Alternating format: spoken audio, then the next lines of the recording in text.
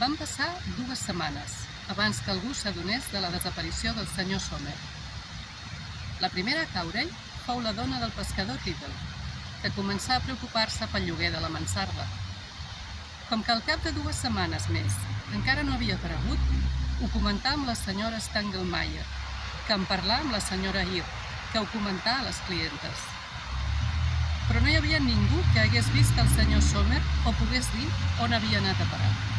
De manera que 2 setmanes més tard, el pescador Riddle decidí anar a la policia a fer una denúncia de desaparició. I encara unes setmanes més tard, a la secció local del diari, va aparèixer un petit anunci de recerca amb una foto de passaport bellíssima en la qual ningú no hauria reconegut el senyor Sommer.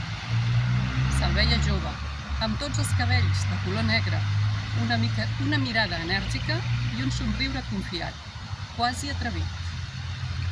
Sota la fotografia vam poder llegir per primera vegada el seu nom complet: Maximilian Ernst Egidius Sommer.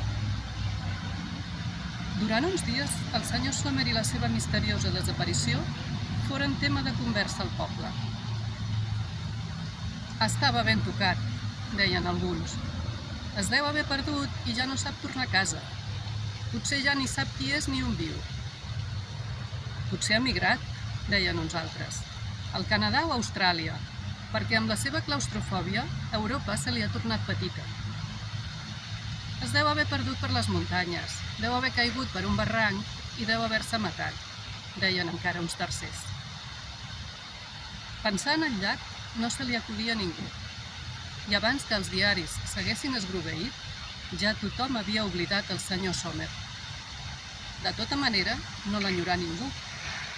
La senyora Riddle va endreçar les seves 4 coses en un racó del celler i a partir d'aleshores llogà l'habitació estiuejants. Però ella no en deia estiuejants, perquè li semblava massa estrany. En deia forasters o turistes. Jo callava, no deia res.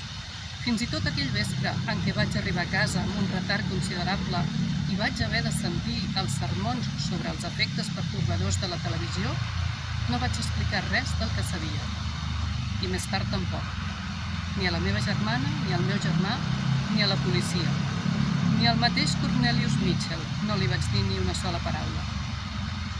No sé què em va fer callar tant de temps i tan obstinadament, però crec que no era ni la por, ni la culpa, ni la mala consciència. Fou el record d'aquells sospirs al bosc, dels llavis tremolosos sota la pluja, de la súplica, deixeu-me en pau.